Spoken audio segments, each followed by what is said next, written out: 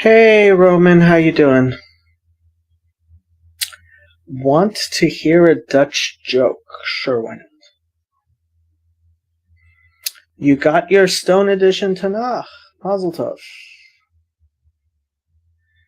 I am okay, but I was doing other things and I did not notice that you had commented. Also, I have a question. Did during Moses, did two pharaohs rule? Because I looked at history and it turned out only one pharaoh could rule, which the Quran got correct. Honestly, I have no clue. Um, I don't look at my Bible as a history book. I just don't. And um, that's not to say that it's not possible to learn history out of the Bible, but that's just not the point of it.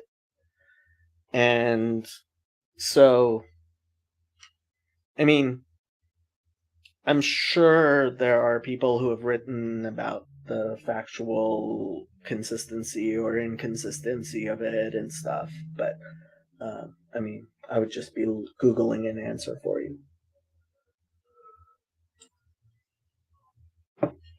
Uh, well, my channel has grown dramatically, which is nice. I am a little bit tired, which can also be nice. Um,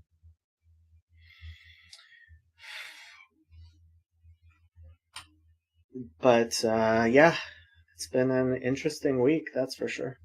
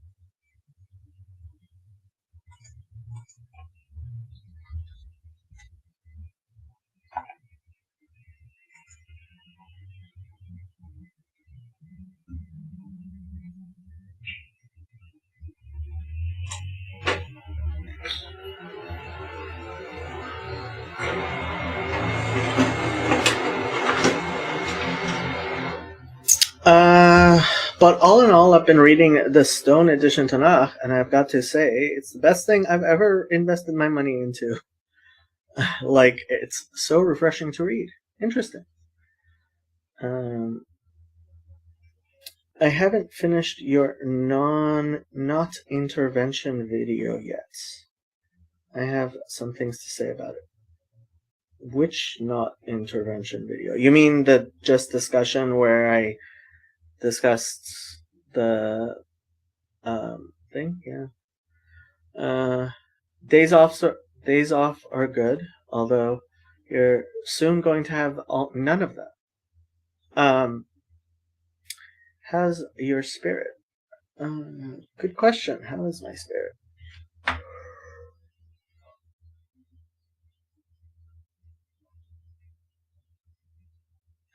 I don't know.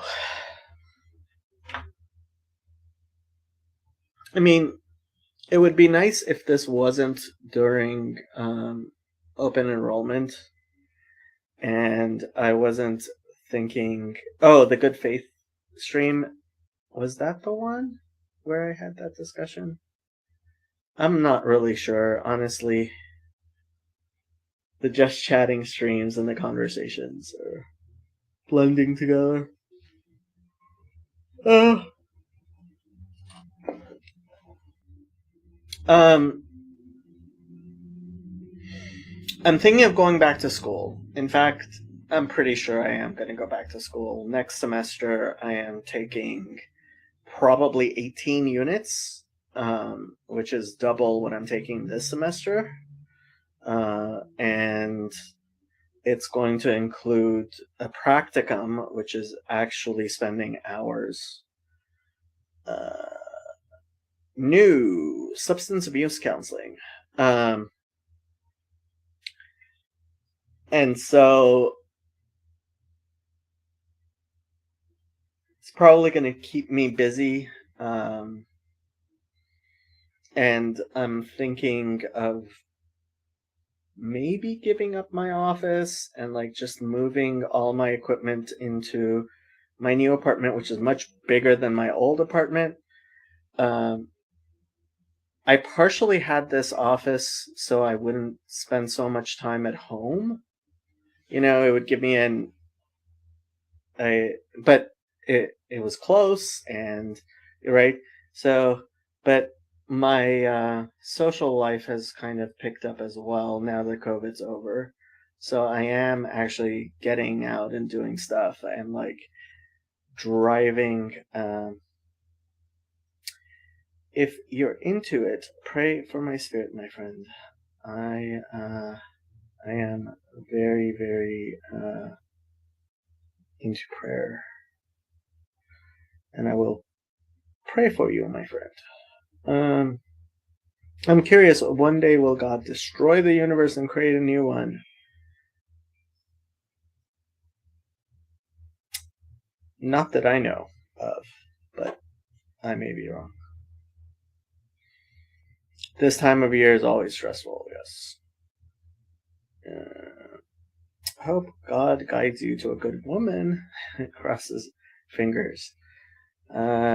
I'm just hoping God guides me. I don't have a particular destination in mind. Why, thank you, Antonio.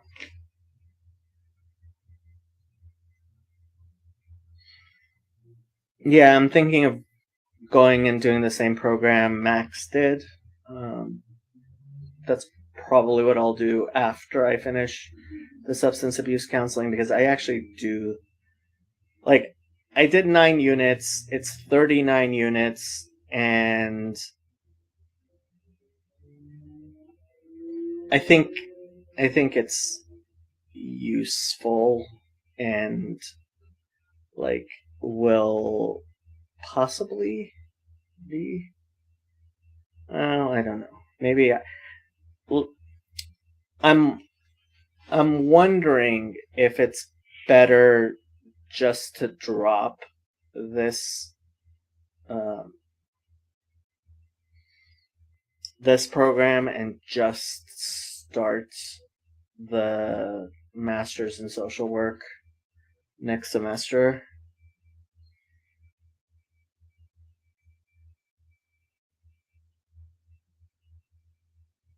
Mm, I'm not sure.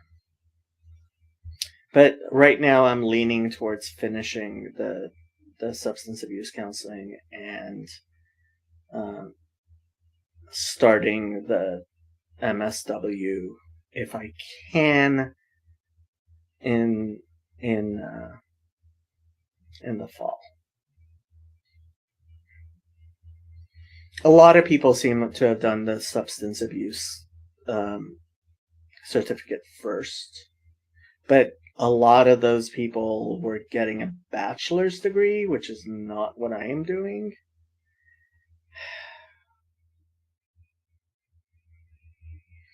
It might make sense just to drop the substance abuse counseling course.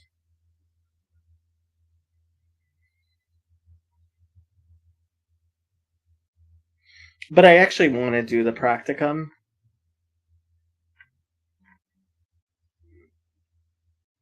I should talk to Max more. Max is a smart guy. In Judaism, do women have to wear hair covering? Married women do, yes. Do I read fiction? Yes, but I haven't been reading much fiction lately. Um, and, like, I don't know what fiction I would be reading. Although um, I just ordered a book, Minion for the Dead, and I have a few fiction books. But yeah, right now I I've definitely considered writing books, but and I've tried several times to start writing a book, but I've never been able to write something that long.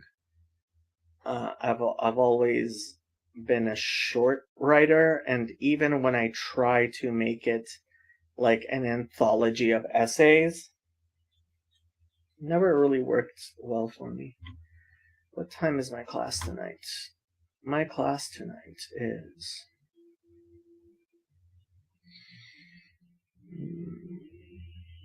at 6 p.m.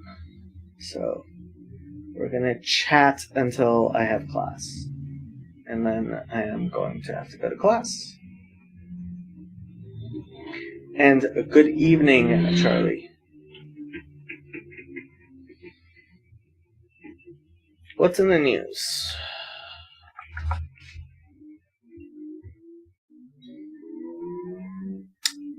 Control of US Congress still undecided. Yay! Because the only thing I love more than elections are close elections.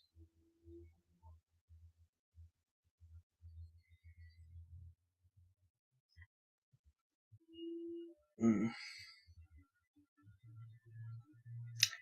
31 seats in the House of Representatives too close to call, and hundreds of thousands of ballots still being counted.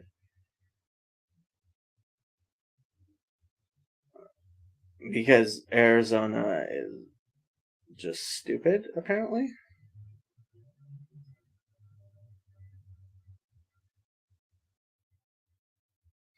Although I guarantee you that if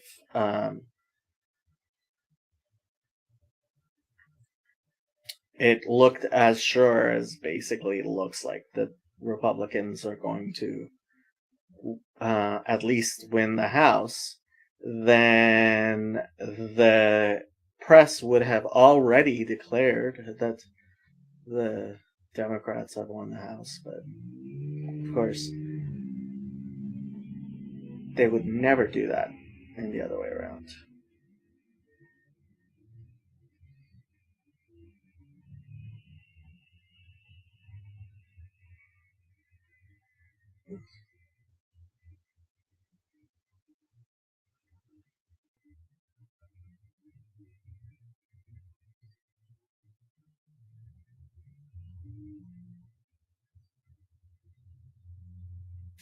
In Arizona, Bill Gates, what an unfortunate name, chairperson of the Maricopa County Board of Supervisors, told CNN that a little over 400,000 votes were still uncounted in the county, the state's most populous as of Thursday afternoon. Why would that be?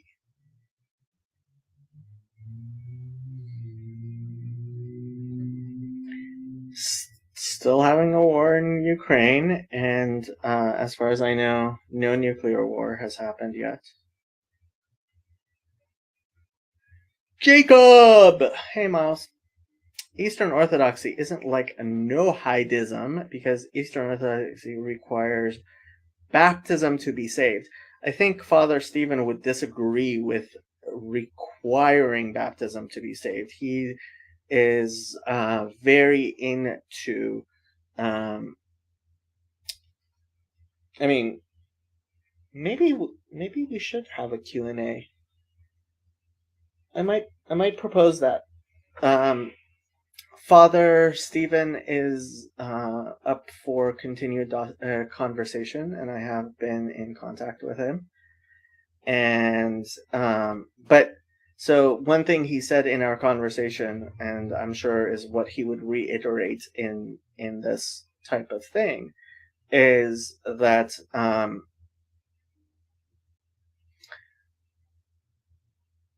he doesn't believe that he can rule out where salvation or holiness can be found. He can just guarantee that it can be found. And he believes that definitely there is salvation to be found in the Eastern Orthodox Church. I'm not sure I agree with that. I agree that it's possible that it may be found there. When he said he is an archpriest, I was trying to make a D and like think of a D&D joke to make. You know, is that a prestige class? Like, how many levels in cleric do you have uh, before you add levels in archpriest? Uh, yeah. I've heard from my friend who follows Judaism, and he told me that the final Messiah will tell the true name of God. Is this true? Well, generally, we do believe that there will be a third temple, and in the third temple, the high priest will, in fact, uh, pronounce the Tetragrammaton in its fullness on Yom Kippur. So, ever do karaoke? A few times. So, part of the thing is that, and I only discovered this a few years ago, apparently, when it comes to music, I am on a slightly different like scale because I grew up with Middle Eastern music, and that's my excuse for not having any rhythm whatsoever with Western music and no capacity with Western music. Although I also have no capacity with trope. So either I am anti-musical or what little musical capacity I had was drawn up into Middle Eastern music when I was a child. So my understanding was that Orthodox Christianity was agnostic on rather than outside of it. Yeah, I'd say that's basically it. According to Isaiah 54, we are all loved by God. Okay, can't disagree with that. Along with Noah and since Noah, and I would say before Noah. Don't buy anything from someone who says you have to be saved by them. I would agree with that. Alechem Shalom, Adam. Mount Ararat, the site of the Ark. Well, I would say a better question is where is Mount Ararat? But when it comes to biblical geography, I would say Bill Schlegel probably knows much better than I do. Oh, so it's all the quarter tone's fault, is it? I'm happy at least somebody understands my excuse.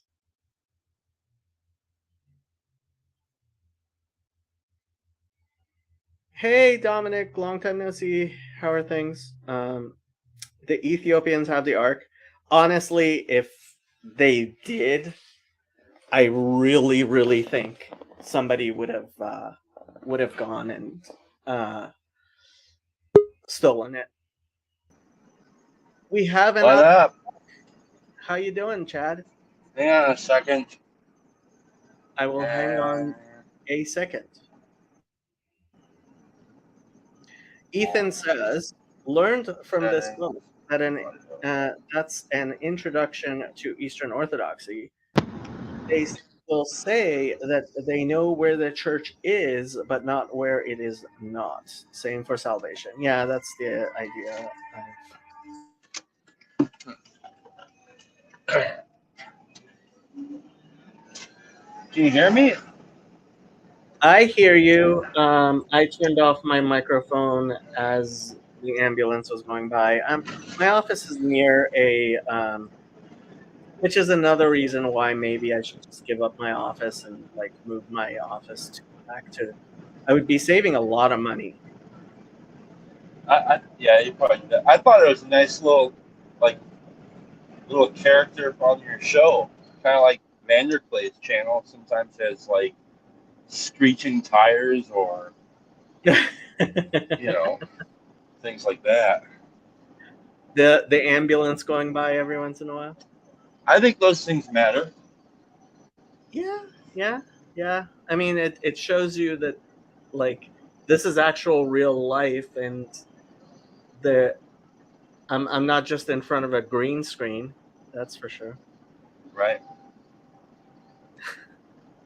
So, I want to ask a really stupid question, and it has Sorry, to I do. don't allow stupid questions on this screen. Well, okay, this is a brilliant question, and it relates to Judaism. How about that? Is that good? Okay, yes. Okay, what does it mean? So I asked this question today about infant baptism, okay, and then I asked,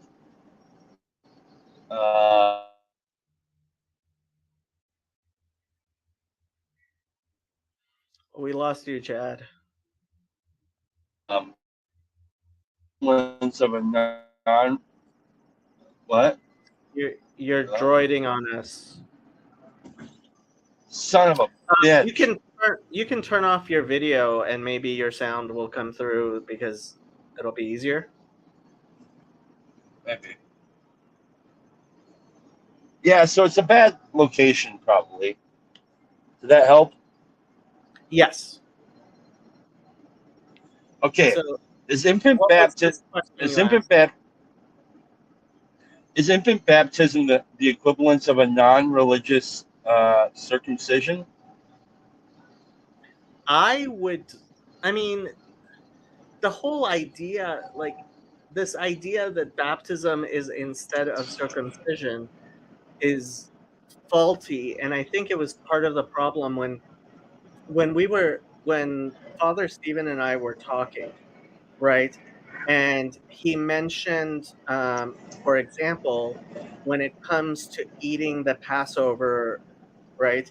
So people who are not circumcised are not allowed to eat the Passover. And I didn't double check the rules regarding exactly who is considered part of your household. I wish Yosef was actually here so he could tell me if a um, because we haven't had slaves for so long, I don't actually know the rules regarding slaves and the Passover. But it's possible that slaves can eat of the, but I think slaves have to be circumcised. I don't remember. But he mentioned that, he said a daughter or a wife receives her circumcision through her husband, and I mean through her husband or her father. And I was like, that's not exactly halachically how it goes, because like ultimately the person who is receiving the Passover, right? And if that's the symbology you want to use, right, is the head of household and everybody who is in his household. And to some extent, like him, um, Dr. Ndani, Dr. Ndani, it would actually be really, really interesting to. I don't know if you saw. Oh, let me finish the thing. Let me finish what I was saying. So, like, having a complete household, right? In order to have a chabura, like I would have to look into the actual laws of the Passover to see if this type of transition goes over. But like Father Stephen was saying, you know, just because a 5-year-old girl isn't married and she's not baptized, you wouldn't say she's not Jewish. Well, I wouldn't say that. And I know he doesn't mind us talking about this. So Eddie on my Discord server, he he has he was circumcised in the hospital, and so he hasn't actually been circumcised. Okay. And that's something he needs to do, Eddie. And like that doesn't mean he's not Jewish. It just means he hasn't been circumcised. And so this idea like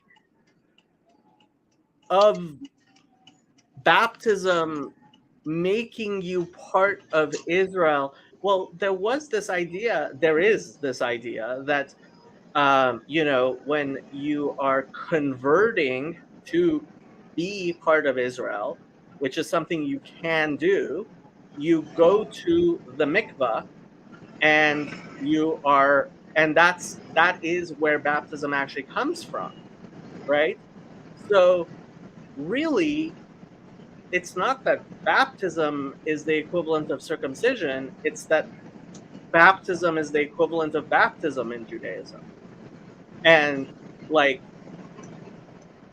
if you were but that's not like a salvific issue. Neither is eating the Passover, neither is circumcision. Like, so yeah, this analogy of baptism is like circumcision doesn't make much sense to me, because frankly, why don't you just say baptism is like baptism? Okay. Yeah. No, I was just wondering, like, I don't know, like, okay, so like a medical circumcision, I don't understand why that's a thing. Like in the hospital, like what is that? And then if it has its benefits for like health reasons, how the heck did the Jewish people figure that out? Like all those thousands of years ago. That's crazy. Well, okay, so not to get the intactivists mad, but I will get the intactivists mad. You could argue that the possible benefits in a modern society like ours in the United States are so low, and maybe there are some detriments which make it questionable whether or not you should or should not circumcise your sons, right? It's really up to you. Now, on the internet, there is a very, very huge, like, bitterly intactivist campaign that's lost its mind and is anti-circumcision. And honestly, most of it is driven by mental illness and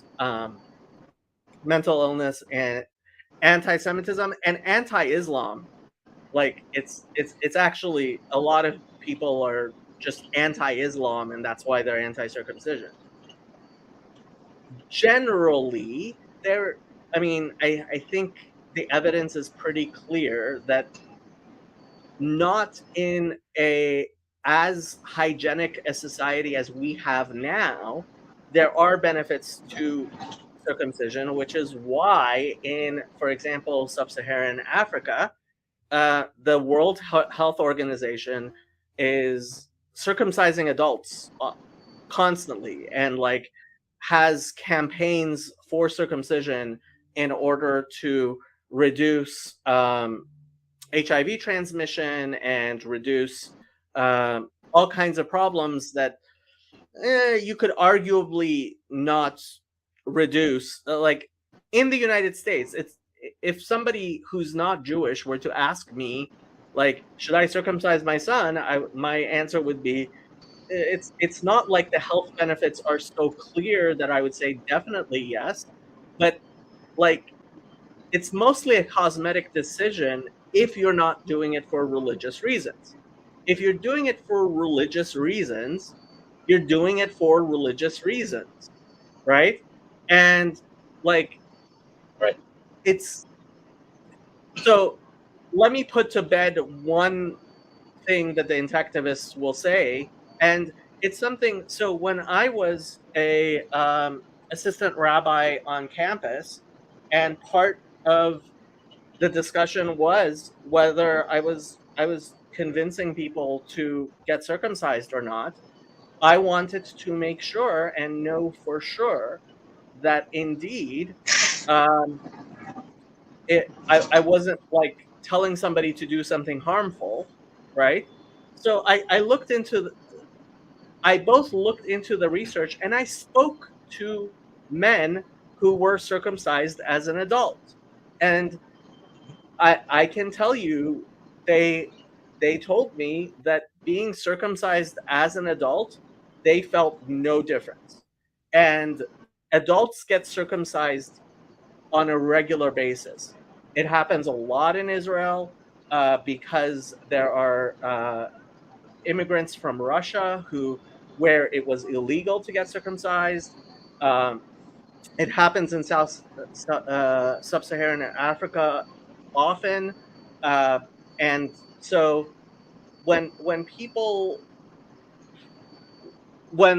say that it's like harming people to get circumcised, nah, it's mostly like piercing your daughter's ears. It really is. It's an aesthetic thing, and yes, do do people get horrible infections from ear piercings, and like do horrible things sometimes happen? Yes, but like that whole argument is kind of silly.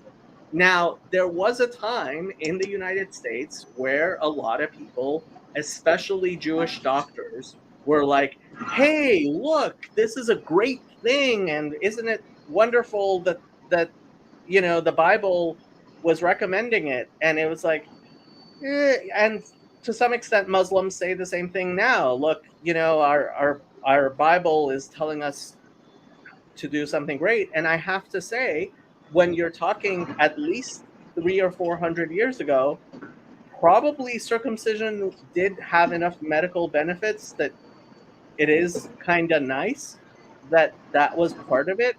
But like, yeah, I mean, it's nice.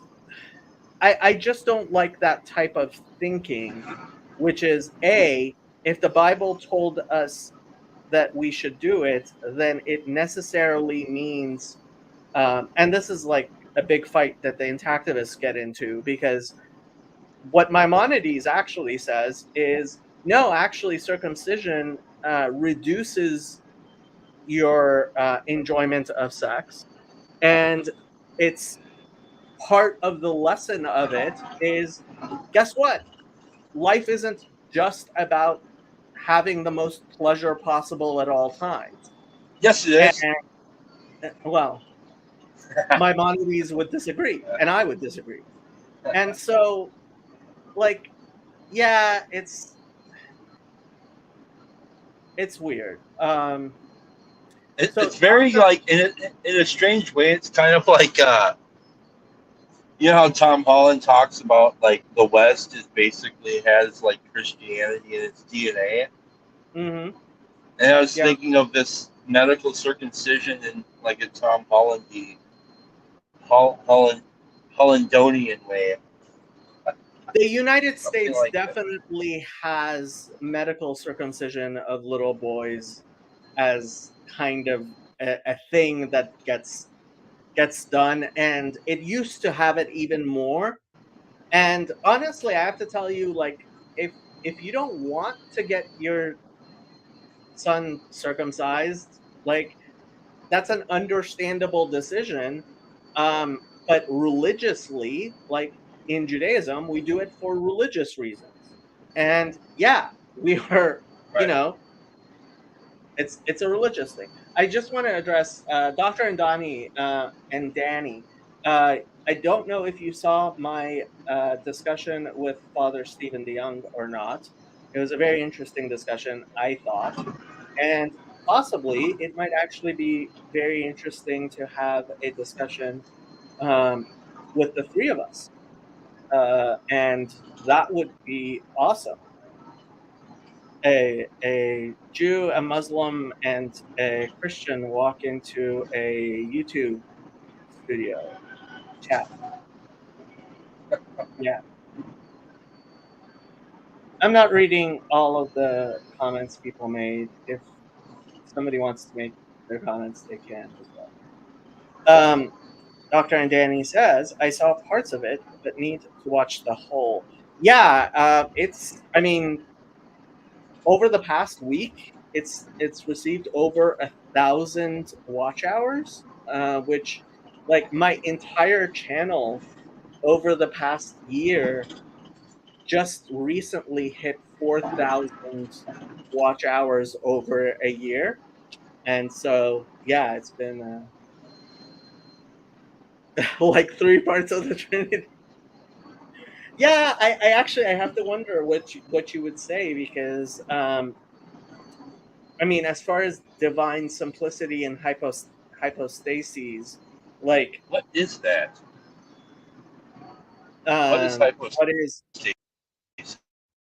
okay? So the easy way to understand a hypostasis, or I guess hypostasis, and the plural is hypostases. Um, so there is the idea of something, and then there is an actual manifestation of that thing. So, for example, there's this idea you have of a cup, right? And then there's this cup, and this cup is a hypostasis of the idea of cup. Okay? Okay. Yep. Now, Christians have started explaining the Trinity in terms of a hypostatic God, meaning that there is, well, okay, part of the problem is, and no, I am not just dunking on Christians, the Trinity is in fact not coherent. So there are Christians who will try to explain the Trinity in terms of three hypostases of God. And that is, in fact, what Father Stephen was trying to do in his book, which I have not finished. And he does on a regular basis. Now, I actually think Bo Branson makes an even more nuanced argument than just the idea that like the Son is a hypostasis of the Father, which, and this is what John Vervaeke was discussing with J.P. Marceau that made Sam really interested, because without wanting to, um, John Vervaeke kind of like dunked on the Trinitarians, and I mean I'm always for that, but especially like um, inadvertent insults of the Trinity, like who could not like that, right? Um, a lot of people don't like it. But yeah, so I don't know how much you actually care about hypostases and Me? yes. Oh, I hear people throwing the word around, and so typically if that's happening, I want to know what they mean. Even like, so it took forever. I finally learned what eschatology is. I still don't know what epistemology is, and I don't know what. Yeah, there's other words that are like that. It's so I don't know. Epistemology Yeah, is the study of how we know things.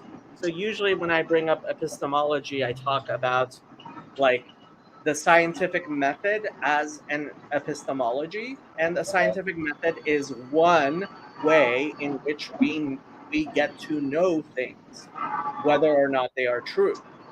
And usually, what I mention to people when I explain this is that as an epistemology, the problem with the scientific method is it does not generate enough information for you to live your life, and therefore it is necessary to have additional epistemologies, right. which is why I think scientism is self-evidently wrong, and scientism is um, the critical evaluation of the idea that man can live by scientific information alone, uh, Right. So which you is want at least like a trinity of epistemology. So,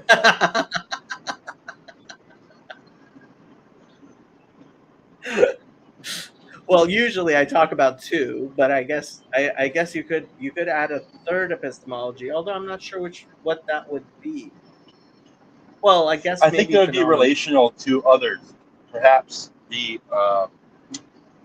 Perhaps the enemy. Maybe. The transjective that Vervaeke talks about, although I'm guessing he would cringe at my use of that. Uh, Well, we cringe at his hands, so it's okay. so, um, Dr. Andani says, honestly, I cannot fathom how a simple divinity has three hypostases.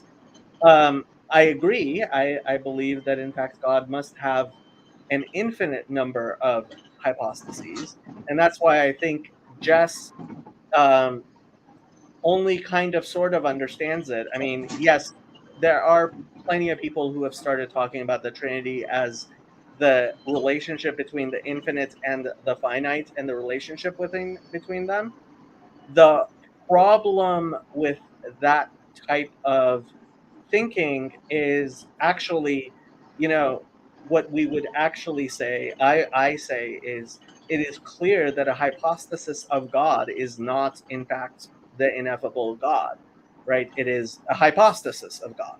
And that's why I am a panentheist, and I believe like the one and the many. When we talk about the many, there needs to be a nullification of the many to the one, which is not what where a Trinitarian would want to go. And I think was part of the criticism of Vervaeke with J.P. Marceau was he doesn't like Christians constantly trying to create to shoehorn the Trinity into Neoplatonic Platonic thought, and um, which I think he's right. So I don't understand the Trinity exactly. Actually, barely at all. I think the best way I've seen it make some sort of sense to me is Jonathan Peugeot's thing on it. But even still, I'm not sure how important it is to me. But one thing, I mean, I think it doesn't matter. It really doesn't. Maybe it does, Well, maybe it doesn't. But here's well, one thing I found that makes here's how the Trinity I've been able to understand the Trinity. Something like the left brain, the right brain, and the body. look, So I don't know. there are many attempts to try to understand the Trinity. I don't think any of them work because it's incomprehensible and it's incoherent. But whether that's important or not, is a question that Christians have to answer. And if Christians would stop saying that if you do not believe in the Trinity, you are not a Christian, which they say, and that you're going to hell, which they say, then it wouldn't be nearly the problem that it is. And frankly, I think if they were to do that, very quickly, very large numbers of Christians would stop kowtowing to the Trinity, which would make life a much better place, in my opinion. Or they'd find something else to do that would bother everybody. Yeah, look, I do believe that there is progress to be made, and it's not futile to improve people's theology. In fact, that's the whole point of these discussions. Although it's funny, so my friend Shira, who I have been trying to convince to start a YouTube channel, she is a Reform rabbi. And yes, I do not believe in ordaining women. But if I did believe in ordaining women, I think she would make a very good candidate. And I was having this discussion with her, and I said to her, part of the reason I want you to come have a channel in our little corner of the internet is because right now, the only person who makes the arguments you do is Chad. And I actually think she would make the arguments you make much better than you do. No offense, Chad, but I don't even know what kind of arguments I make. Well, you actually make important arguments. It's just you make them because you've lived a life that has taught you much wisdom, and she could make them as somebody who spent many years studying religion and theology and philosophy and so Yeah. Yeah. Yeah, for me, I mostly what I do, I think, is try my best to use my own experience. I try not to kick over other people's flags as much as possible, because at the end of the day, I think the foundation of my spiritual journey is letting people have the right to be wrong. And I know that's not for everybody. It's just something that that seems to have brought about the most freedom in my life. So, because I mean, I could definitely disagree with everybody and just start kicking over everybody's flags. I could do it pretty good too, but I'd be a miserable son of a bitch. More than I already am at times, Yeah, I mean, look, there is a question of tolerance and what we are going to tolerate and what we are not going to tolerate. And, some things you can't tolerate and other things you kind of have to tolerate. The Sampo says, I would have expected that a Jewish perspective would have complaints about the Trinity from the there is just one God angle, not three is far too few. Well, this is the problem of describing God as a hypostasis or a theophany. As Dr. Andani, who is a Muslim, will say, one celestial being can self-manifest many times in many theophanies. So, like, I still have a problem with equating a theophany with God. And so that's part of the problem there. And Dr. Andani said, also, I felt that the father you had on and many people reify spatio-temporal theophanies into eternal hypostases when that's not necessary. Yeah, actually, this is something I was talking to either Sam or Yosef about. I think he kind of has the hypostatic nature of Jesus backwards. Like he has this idea of this eternal idea of the Son, which was hypostasized in Jesus as an icon of this ideal. And so and this was part of the problem. Ultimately, Dr. Andani, I think you would need to talk with Bo Branson more than Father Stephen, because ultimately Father Stephen is that is not his personal emphasis, and I think ultimately he defers to Bo Branson, and I do think Bo Branson does have a better formation of the Trinity in the monarchical Trinity, to the point that I would actually say the monarchical Trinity is at best, I mean, at worst, what we would call shituf in Hebrew, and in Islam, I believe you guys call shirk, which is associating God with other gods, which we say is a mistake, but is not is not the same as idolatry, and it's not worse than idolatry or polytheism. Whereas I believe Islam is very, very anti-shirk, to the point where it seems like it may also even be a reaction to the monarchical Trinity. Yeah, but I don't think Chad cares about all this stuff. Do you?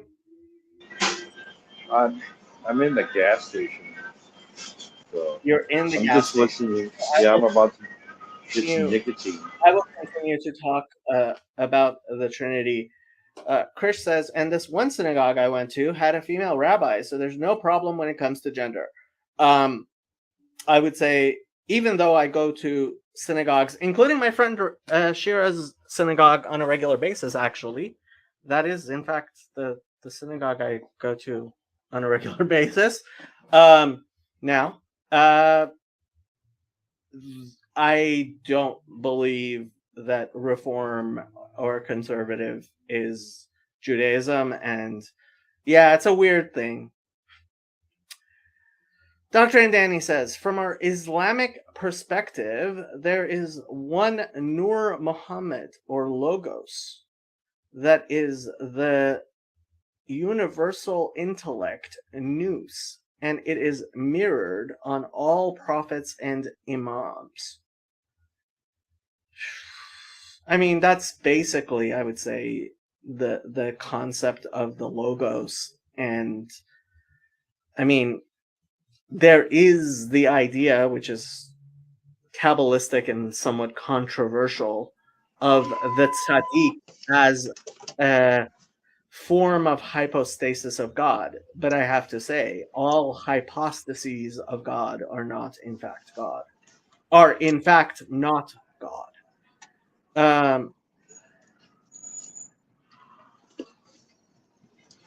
There's minor shirk 2, metaphysical shirk. I have no idea what that is. Is this the where the term shirking your responsibilities comes from or something? I doubt it, but it's possible. Etymology of shirk. So the verb to shirk responsibility,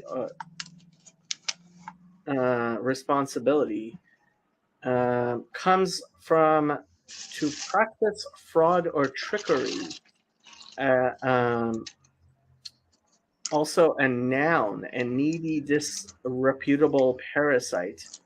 Perhaps from German, Schurk, scoundrel, rogue, knave, villain. Also where the word shark comes from. Both They're describing me. older senses are obsolete. The mean go evasively or slyly is from the 1580s. So apparently not. It's from German. Okay. The Arabic word shirk means to associate. Weird words are so weird. Words are weird, yes. It's strange. It's so strange to me that we can even. I mean, everything that's happening right now is so strange. But whatever. It says next time you're in a gas station, Dominic says, next time you're in a gas station and see a guy with AirPods, just know he may be in a theological live stream. Oh, dude, did you ever have this occurrence? I remember it was like at least 15 years ago now, maybe not that long, maybe though, where I pull up to the gas station, I'm getting gas. All of a sudden, this dude gets out of the car. He's talking to himself hella loud, and I'm like, "What the hell is going on?" He had an earbud in, and he was talking on his phone, and it was the most absurd thing I've ever seen in my life. Did you have an experience like that? Bluetooth. I remember people using Bluetooth. I used to use. In fact, I have one here, a Bluetooth earbud for a while. That's what I use. It can be useful, but when I first saw them, yeah, and there were people who were very, very against them. Right. I mean, do you remember when the most amazing thing was when you could slide your phone and you had a keyboard? I remember when the touch screens came out, I was like so annoyed because I thought, why do I have this is dumb. Why do I have a touch screen? And now it's just so bizarre to me. Everything is moving so fast that it's so bizarre to me, and I don't know how all this change is really affecting us. I think a lot of us don't know how it's affecting us, and it's obviously going to have effects. And I think people are silly in discounting what the effects are. So I had bought a new phone. This was like 20 years ago. I had bought a new phone, and I went over to my parents' house to help them with a new computer they had. Yeah. And I was talking to my dad, and I'm like, Dad, my phone has more processing power than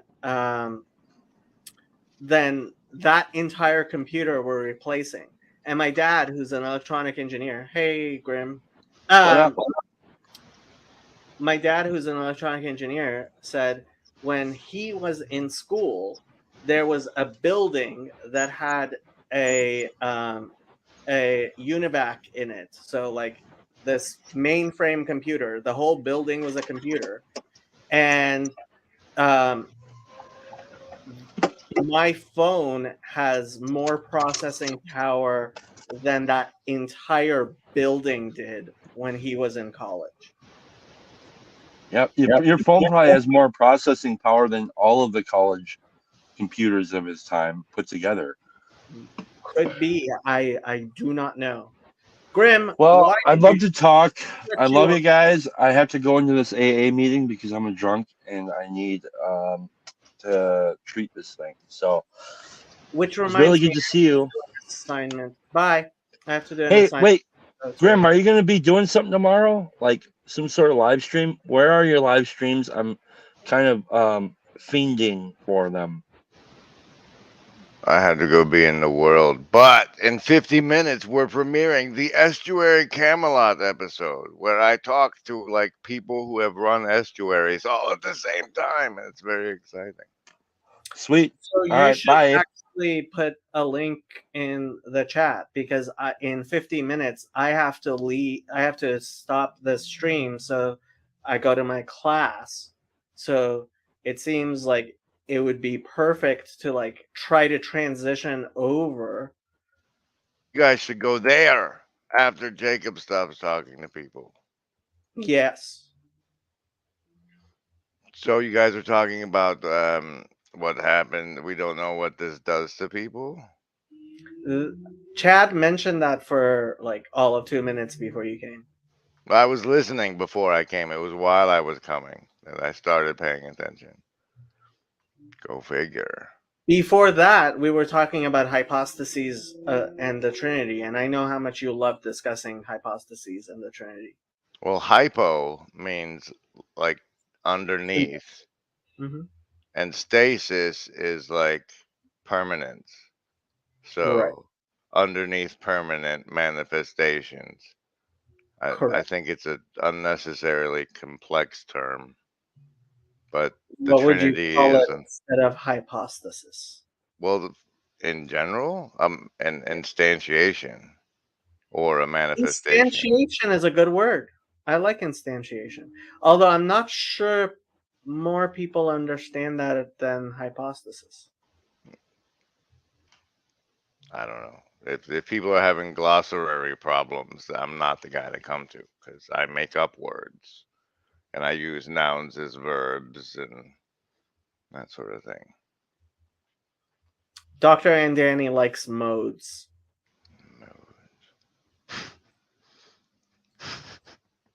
Don't worry. Okay, check this out. First, he goes into Jesus mode and then he hits the golf ball. And then as he goes into Holy Spirit mode and carries the golf ball toward the hole, and then he goes into a ringneck mode and like opens the hole wider for the ball to go in. And that's how the Trinity cheats at golf. I think Christians might dislike something that makes it sound like modalism. And I was not ignoring like all the questions people are having, but people were having questions. Oh, wow, Mark. Oh no. My nemesis? You're not. Well, how am I your nemesis? Because you think people should not breathe together, and I think people should conspire. What are you talking about? Conspire means breathe together. That's I'm pro Respire, conspiracy. maybe. You're like stay in your lane. Don't worry about it. No, not exactly. I just think conspiracy comes from the reasoning that the world is rational and people are rational and competent, and they are neither rational nor competent on average. So they're farm that animals, is true, sir. but I think Hanlon's razor is malware. Hanlon's razor is malware. Why would you use Hanlon's instead of Occam's? Under what circumstances? Those are two different. Hanlon's razor is different from Occam's razor. Yeah, I know. I said, why would you use Hanlon's instead of Occam's if you have to use a razor? Why are you reaching for Hanlon's instead of Occam's?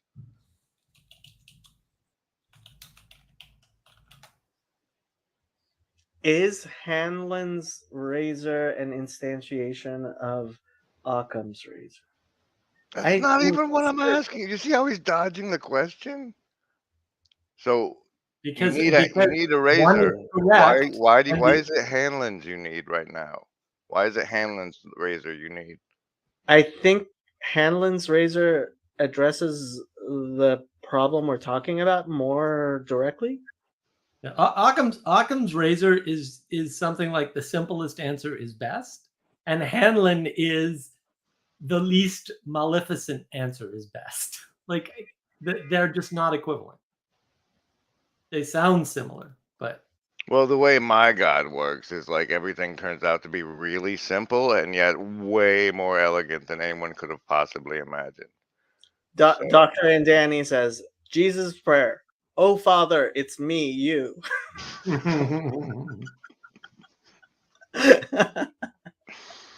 mm. So you guys are arguing about the Trinity while the Muslims are taking over America? Is that what's going on? We weren't arguing about the Trinity, and Dr. and Danny is in fact a Muslim.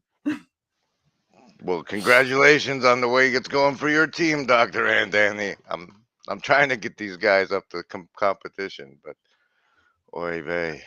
So I actually believe that Christianity and Islam are like, the Goldilocks of religions type thing, where it's Romeo and Juliet? ultimately Judaism is right because like Muslims take the monotheism too far, and Christians take the hypostases too far, and Judaism gets it just right. And I think that's true of every disagreement between Islam and Christianity. What about the disagreement that Jesus being a Jew is completely irrelevant to his messian, the fact that he's God incarnate? Well, I am not sure Christians believe that. Well, there's a brand new sect that worships lobster monkeys that leans that direction. So I just thought I'd ask. It's I like am not aware of Christians. okay. I don't know about Grimm's lobster monkeys and his cult. And I'm not His even cult. aware of whether Islam believes it's irrelevant that he was Jewish. Just say for example, okay, there's like your God, like the Almighty One, right? And down on this one planet, the species has like tinkered with some monkeys and has got those monkeys thinking that the species that tinkered with them is God, but really it's you. And so you see this go on, and they kick out like half of the guys, and they start this little cult of middle management out in the desert. And eventually you're like, all right, that's enough of this. You guys are worshiping an alien that abandoned you like 600 years ago. Here's my son. And so he kind of is like to rescue the Israelites who had been so maligned by this weird alien and also provide salvation to the rest of the planet. It's Jesus, baby. So I actually wanted to say this. It would not be at all inconsistent with my theology if we were to find out that actually basically like everything we believe was revelation. Like if a UFO were to land on the Temple Mount and it was just a alien race who was like, yeah, that Judaism stuff, that was us explaining things as best as you guys could understand at the time, and we just had to let you guys develop enough until we could come and explain it to you. So that's the Arthur C. Clarke, right? Version of magic. Magic is any technology sufficiently advanced that you can't understand. It's the same. That's the same pattern. All right, I got two things. One, I got a thing and a question. The thing is like Bluebeam and Doom Ripple on the Griswold Grim YouTube channel. The same one you're about to watch Estuary Camelot on. And the second one is what do Jewish people do to atone for heresies they make on the internet? Out of curiosity. Just, They confess to God. all right. I got to go get ready for the premiere because I'm going to be in the chat in case anybody says anything. But thanks for letting me promote my stuff and be heretical while making your stream even more interesting. Good to see you, Mark. Let's do some crossover action for our respective crowds soon. Yeah. Let me know. I'm available. On Navigating Patterns or on Griswold Grim? We'll put it on Grimm's channel. There's Maybe no even Neutral Ground. Yeah. Maybe even Neutral Ground. Oh, you could have it on this channel. We can always do it. Well, that's part of the reason why I jumped in, because I like Grimm, and this is a good neutral place to talk to him when he's able to be reasonable. Did you have something you wanted to discuss, or should I address Dr. Andani? Are you aware of Dr. Andani? You have mentioned him several times, Jacob. So I'm as aware of him as I care to be. So address him. He has been on Sam's channel several times as well. And his channel is not small. Oh, okay. Good. Yeah, he's got like 10,000 subscribers or something. Although he doesn't post much material. Dr. Andani, why don't you post more material? He had a symposium recently. What is his channel about? What's his deal? Well, he is an Ismaili Muslim and a scholar of Islamic studies and a professor. I believe he got his PhD at Harvard. I'm not sure. Everyone's got some downside. I won't convict him on that alone, though. Right.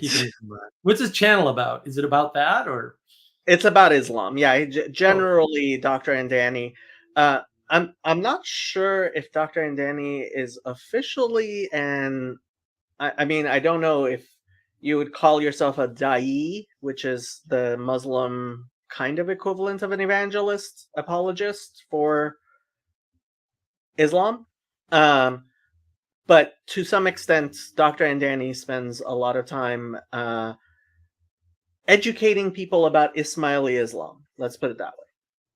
Okay. Now, probably not a channel I'd be super interested in, but maybe I'll check out some of the content. Yeah, Ismaili Islam may not. So it's actually pretty interesting. So Ismaili Islam was very, very, very influential for a very long time, and now it has been sidelined, at least in ways that Dr. Andani would probably disagree with me about. But so they are a minority among Shia Muslims who are a minority among mostly Sunni Muslims. So like they are a minority within a minority in Islam. Bummer. That's too bad for them. I don't know what it has to do with participatory knowledge, because that's way more interesting to me than. So Dr. Andani speaks very intelligently about Neoplatonism, which I know is one of your favorite subjects. Yeah, I still don't think that exists, but yes, it's definitely one. If anybody could explain to you how Neoplatonism actually does exist, it would likely be Dr. Andani. Oh, well, we'll have to have that conversation someday, because I talked to a lot of people about this, and so far everyone strikes out. So it'd be good to. Oh, so he does not engage in dawa. So, okay. What the heck is dawa? Sounds like a disease you get in the medieval period.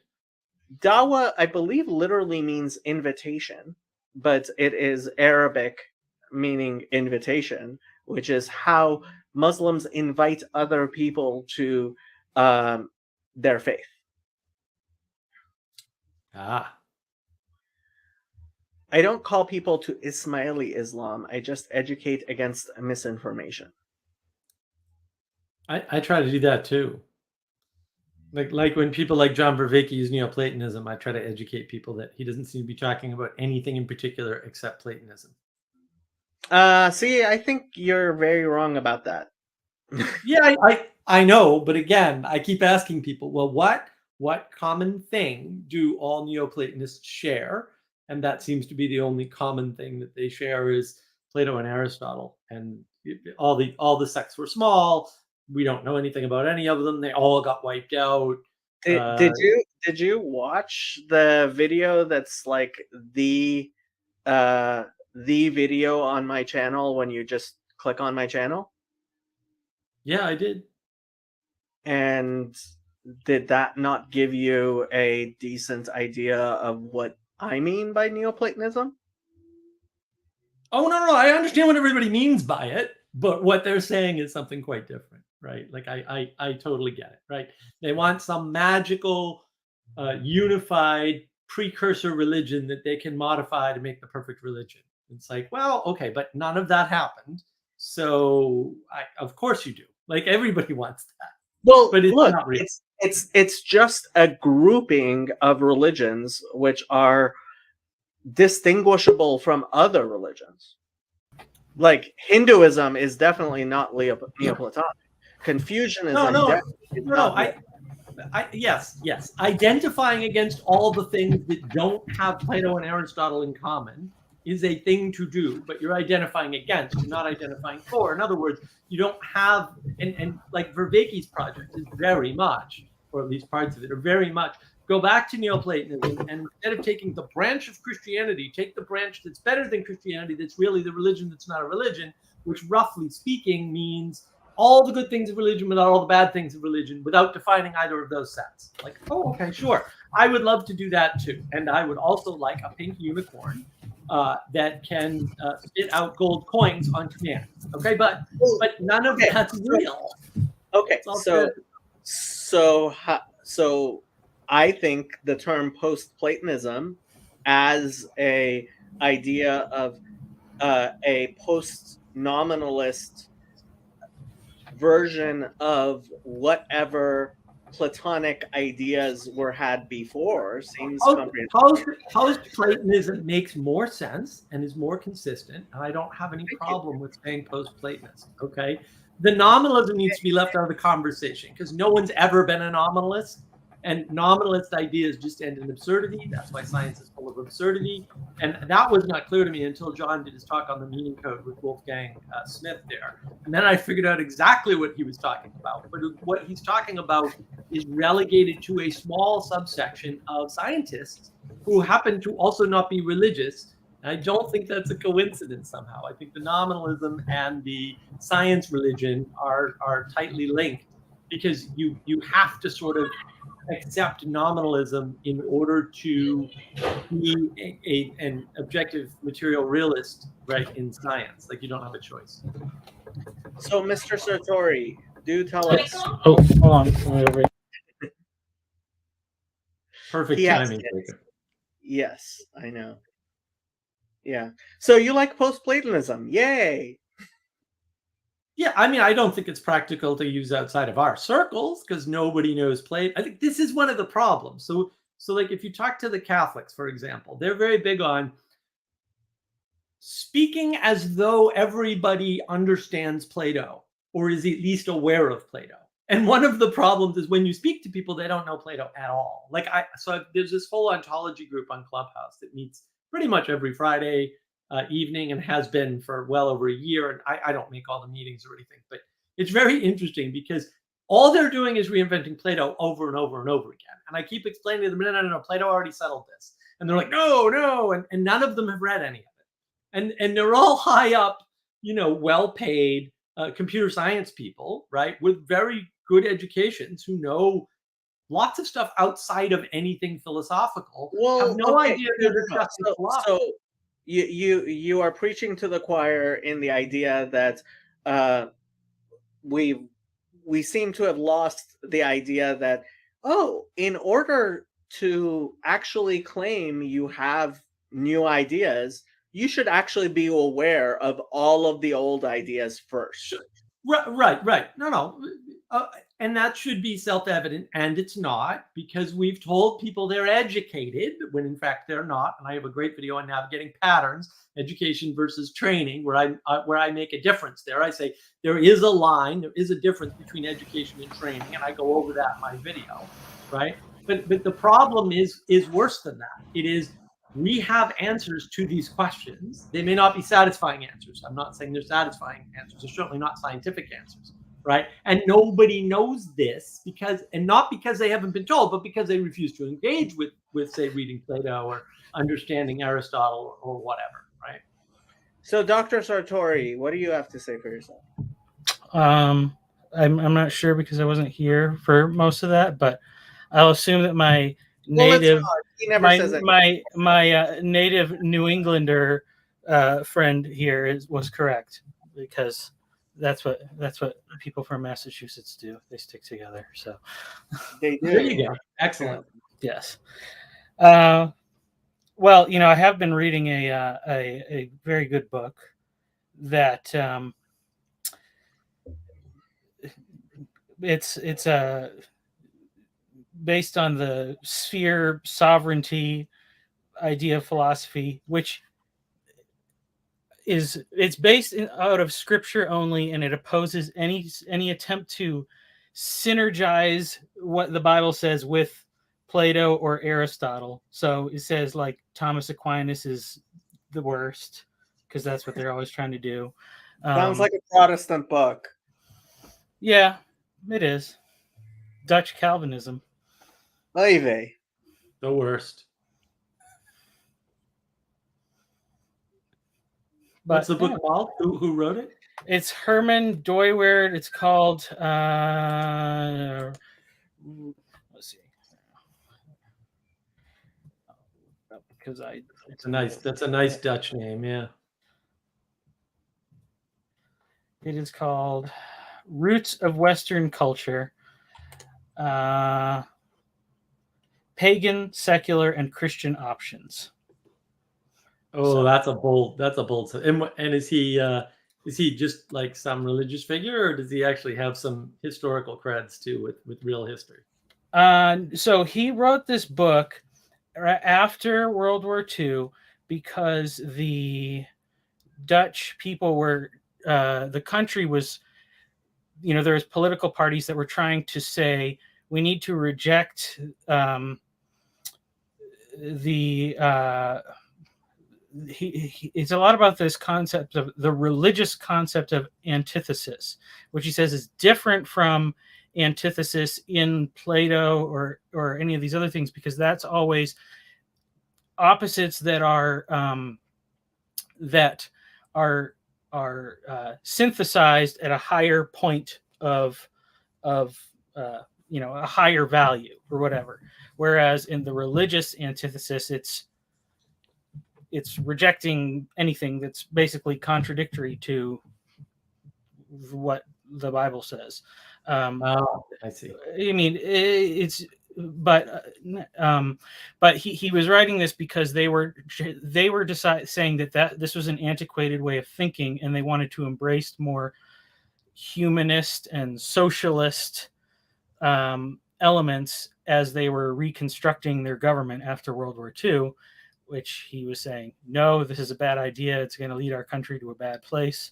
I think ultimately they didn't do that. So now they're just having to like ruin the country by kicking all the farmers off their land. So yeah, well, they don't have a ground to resist that. I like actually what Bazzini said here, right? Thomas was the father of the Enlightenment, and that every there it is. Everyone reviles as a modernism in theology. And I think that, look, the problem isn't enlightenment, right? The Enlightenment's fine as long as it's couched in the framework of religion. The problem is enlightenment plus Immanuel Kant and not knowing where to draw that line, right? Equals, secularism can exist. And all secularism actually relies on the concept of objective material reality, this neutral state that can exist in the world, and then you through science, because science is magic, right? You can go inhabit this objective worldview, right? Which Einstein would say it wouldn't be useful even if it did exist. And therefore, right now you can be secular, and that's very much what they try to do. And then, of course, to Van der Klee's excellent point, and others, right? But really, you're still relying on Christian values in the West. So your Enlightenment is really, it's still based in those values. The Enlightenment's fine until you remove it from the womb of religion. I like that, the womb of religion, and then that's when it gets corrupted, right? Because it's been set free from something it needed to survive, right? It was standing on, or standing within, or requiring as a container to make sense of the world. And when that happens, everything goes horribly wrong. Bazzani is on It's a Protestant kick. Hinduism. He's correct. Yes. I can confirm. Well, Neo-Buddhism, honestly, we have to refer to the Buddhism we have here as Neo-Buddhism. It's not real Buddhism. It's Western Buddhism. That's not just my term. There's a talk. Shoot, I don't have the reference. It's on my server somewhere. There's a talk about Eastern versus Western Buddhism that was given by a professor a while back, and it's excellent. It's a really good. It's hard to follow because it's a professor, at a small venue giving a talk to a specialized audience. But he talks about Western Buddhism, and there are some dangers in Western Buddhism, and a lot of them are around the materialism of the West, which is born out of the Enlightenment to some extent. But again, like, the Enlightenment figures didn't have any of these problems. And you'll notice too, everybody keeps casting the Enlightenment figures as unreligious or non-Christian or anti-theist or theist, but not Christian theist. And it's all bullshit. It's all just historically inaccurate garbage. And which is an interesting move. Why are you doing that? And they're doing that because they know full well that the Enlightenment requires the Christian ethos of the Enlightenment thinkers. Otherwise, it doesn't work, right? It doesn't have the same impact. I just want to point out I have to leave. I have a class in 20 minutes. So either say whatever you need to within the next 20 minutes, or Michael could actually take over the chatting stream if he wants, because Michael is an administrator. Yeah. Well, I still have to wake up again at like 4:30 tomorrow morning, so we'll see. But tomorrow night I will host, because my wife is going to be busy, so I don't have anything better to do. So, but I did want to ask you about something. So you can evangelize to non-religious Jewish people, right, Jacob? So that is actually it was very controversial, and the Rebbe, who, if you know me, you should know who that is, was a big proponent of that. And over the some 50 years that he was Rebbe, he basically changed a lot of things within Judaism, to the point, I mean, there's a reason why even like very large portions of Orthodox Judaism were convinced that he was the Messiah. And he made the argument, which a lot of people disagreed with, that Jews should in fact need to not evangelize, but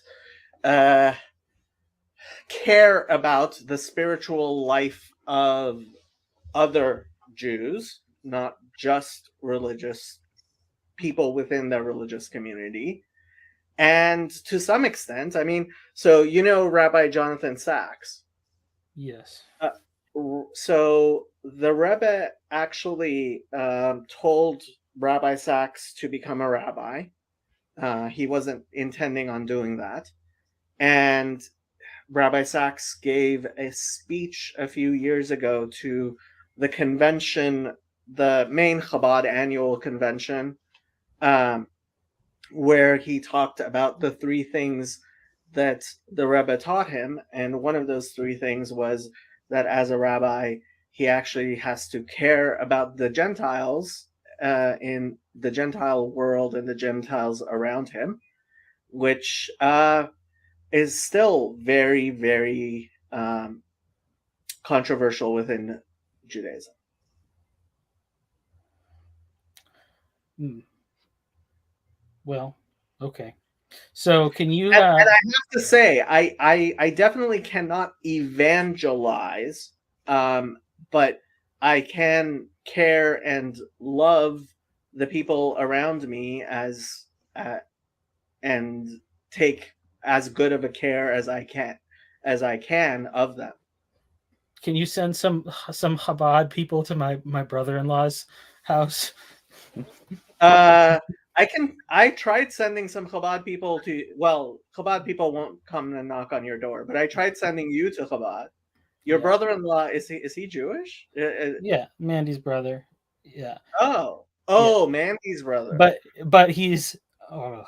So I'm saying this because he is total new ager, and he has a hippie commune that he built or whatever, and there's all sorts of weird stuff that goes on. There's like women's circles with the new moon and something to do with their menstruation, and so anyway, this girl that he's been dating for a long time. He's probably aware of what some people refer to as neo-Hasidism, which is based on a lot of the Rebbe's teachings. But go ahead. Yeah. Okay. This is the plan that he.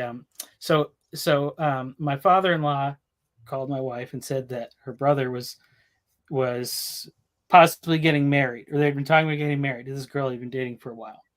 So we call to find out. This is their plan.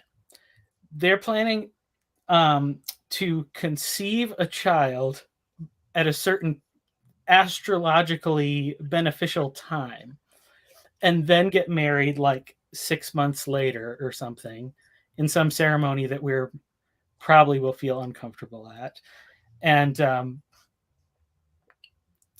then they're gonna not live together, but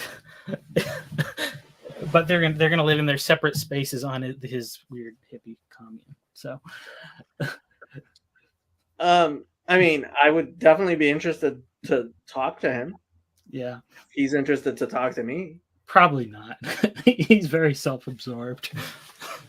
Really, I wouldn't have guessed that. Yeah. What can I tell you?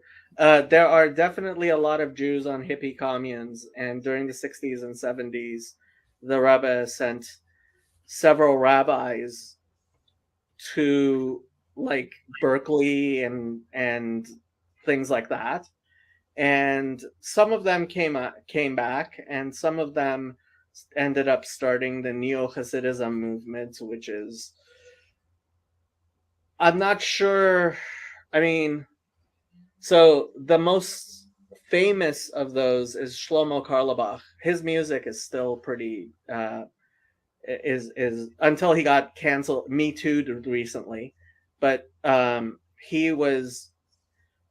his music is still very influential even today, and the Rebbe told him that he could no longer call himself Chabad, and basically kind of cut him off because he was not holding up the standards, partially because he was like hugging women, and when the Rebbe told him he's not allowed to do that, and Chabad rabbis aren't even allowed to shake hands with women, and then he got Me Too'd recently, and his daughter apologized profusely for her father's existence because post-mortem, Me Tooing people from 50 years ago is a thing now.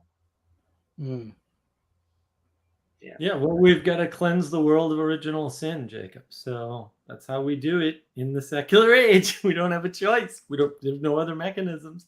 There's no redemption. So you've just gotta cut the whole thing down. You gotta topple the statues. Right. It all makes sense. It's dumb and bad, but it makes sense. It's totally right. I'll show you guys one of my favorites. One of my favorite paintings. Have you guys heard of the Cadaver Synod? No. No. Well, it may be, in fact, the most stupid thing to happen in Christian history. Uh, I don't And- know, man. How well do you know Christian history? Because there's some stupid things in there. so this is a painting of the cadaver synod. Mm. And what happened was people were unhappy with Pope Formosus, I think was the one they were unhappy with. And so the Pope after him had him dug up, and they had an actual trial, found him guilty of heresy, cut off the fingers with which he does blessings, and threw him into the Tiber River, if I remember correctly. Yes, this was in fact one of the most stupid things in Christian history. Okay. Yeah, it sounds like a candidate at the very least. So this is one of my favorite paintings when people whenever people try to, bring up stupid ancient history, it's like, hey, let's talk about this piece of stupid ancient history. Yeah. So called the Yeah. Cadaver Synod, ecclesiastical trial of Pope Formosus, who had been dead for about 7 months. Mm. Yeah, well, and that's the hubris in the whole thing, right? Like we can create a perfect world as secularists because we have objective material reality through which we can see everything perfectly. And then when things aren't perfect, we'll know because we can see them, and then we do stupid things. And it's like, well, yeah, but you're also prone to stupid things. So you can look back Yeah. on whatever religion and say that religion did stupid things. It's like, are you going to do better? Really? Yeah, I was just Really? gonna say this is just like showing me the. I mean, the amount of the consistency with which you can point to stupid things that people did and believed in the name of Christianity and all other religions, I would say, leads me to think that I should be very careful about thinking that I know anything about anything. So Yeah. If I am going to confess anything about Judaism, there was an exilarch, not exactly a well-known person, but there was an exilarch who apparently bought 500 Christian slaves just to murder them. I do not approve. Okay. I'm glad you clarified that, Jacob. That was important. Well, yeah, I like to. I've got this little thing we work on wisdom, right? So one of my little wisdom sayings is, at least part of wisdom is knowing what little you know and how little that is. Yeah, I mean that's the famous famous saying of Socrates, right? Yeah, it's just so great. I'm not a he knew fan. nothing. Yeah, well, it's false humility, right? I'd rather know the things that I know and realize how little that is of the things that I could know, and that seems like a better plan to me. I was actually semi upset at people making fun of Donald Rumsfeld's known knowns and known unknowns thing. Like, it was like, no, he's actually saying something that's really important for people to know. Yeah. exactly. And you're just making fun of it when you should in fact be like, yeah, no, this is right. Yes. Yeah, it's important. It's Socrates, important. as opposed to Socrates. I was being cute. It didn't work, Jacob. You'd need a lot of makeup, and yeah, there'd be some work. Well, I have the puppy in the background. Well, the puppy is cute. Yeah, no, you can up your cuteness with puppy in the lap or something. Yeah, that definitely helps. I'm just saying. Socrates doesn't make you as cute as you think, buddy. That's unfortunate. Every little bit helps, though. So I am in favor of having puppies in the background of all discussions from now on. I actually think that would be an important component to proper dialectic. Like if you don't have a puppy in the background, then are you really doing a proper dialectic? I don't know. I don't know. Can dialogos emerge with no puppies? Maybe not. Maybe not. The class at 6 is online, Roman, so I can just log off here and go log on there, so it's not a problem. And it's actually at 6:10. I am giving Can't you just live stream the class to us? That would be funny.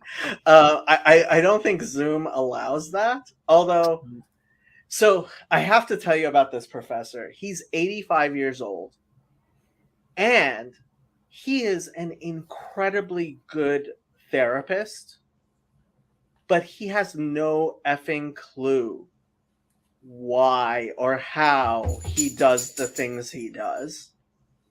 And like, so he's been hired to teach this class, and like, instead of lecturing, he asks people if they have questions, and if you're stupid enough to ask a question, he'll say, let's role play. And during the supposed role play, he ends up psychoanalyzing you. And honestly, like, twice I have been put in that position, and I've had to say, I have to think about this, because he is marvelous. And like, watching him psychoanalyze other people, like, I don't know how else I would get exposure to it unless like he got permission to film, like, right? So he's really, really good, but I don't think he could. In fact, I know, like, a lot of times when he's describing what he's doing, it's like, yeah, you don't actually understand what you're doing at all, do you? Well, that's the gap between participatory knowledge and propositional knowledge. And propositional knowledge is inferior and insufficient to describe, participatory. Honestly, if you want to take his class next semester, Martin Farash, it's at a community college in Los Angeles Pierce College, and like, I think it's worth the not very high tuition just to sit there and like, but sometimes it gets, I still have to do the assignments, and the reading is not so bad. I mean, this book's actually been pretty useful. This book, it's been okay. So, yeah. But if you ever want to see good psychotherapy, like, you can sign up for his class. He's 85 years old though, and I was surprised when he said that, because the class is online, and he deals with it better than some of the professors I have seen who are much younger. And so he's a pretty capable person. COVID made all elderly people experts at Zoom, so This may be yeah, and that's actually what's destroying my business. So as an insurance broker, like, basically my clientele were people who wanted to walk into an actual office, talk to an actual person, and not just buy their insurance online or over the phone. And like, the way my fees, the way I end up getting paid, like, I actually get paid a very small amount per customer, but like, I have customers from like 10 years ago that have no clue I'm alive and still getting paid from their policies, right?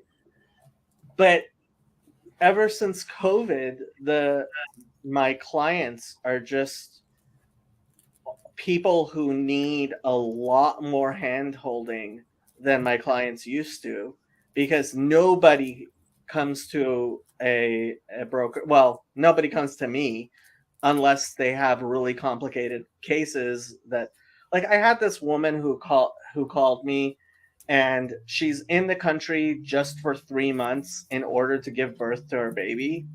and she bought a very nice plan for 3 months. I'm going to get paid all of $25 for it.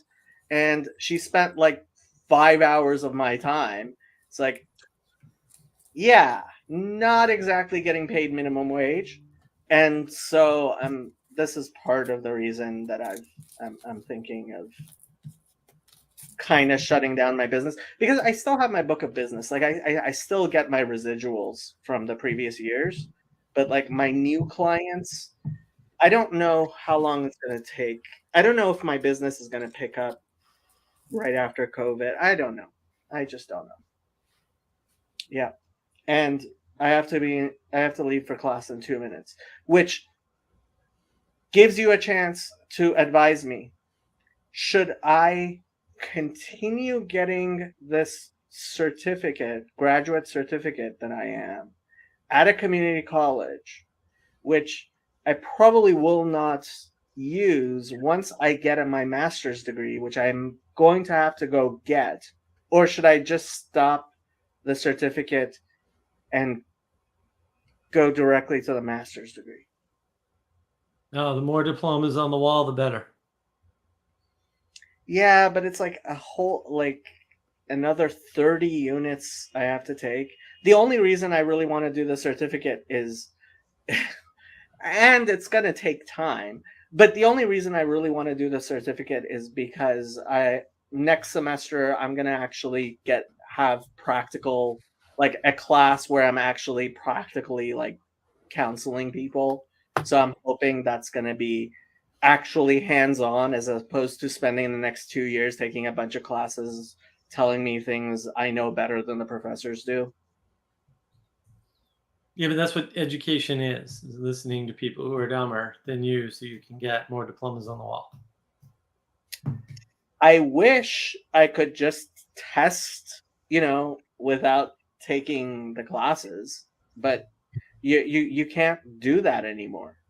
If they let me test up to a PhD, I'd have a couple of PhDs. But they weren't going to do They that. used to allow people to do that. I know. Used to allow people to do that. Okay, last words, and I'm shutting off the stream. I appreciate that you do the stream, and I try to support it whenever I can. And I hope to talk to Grim soon. That's it. And navigating patterns. And Michael has a channel on which he had a discussion with Burn Power that everyone should go see. Oh yeah, I'll check that out. I like. He's Burn. putting it. I think it's coming out on his channel tomorrow. So Oh, hopefully that will make that'll get me a new subscriber or two. We'll see. But Michael is definitely undersubscribed.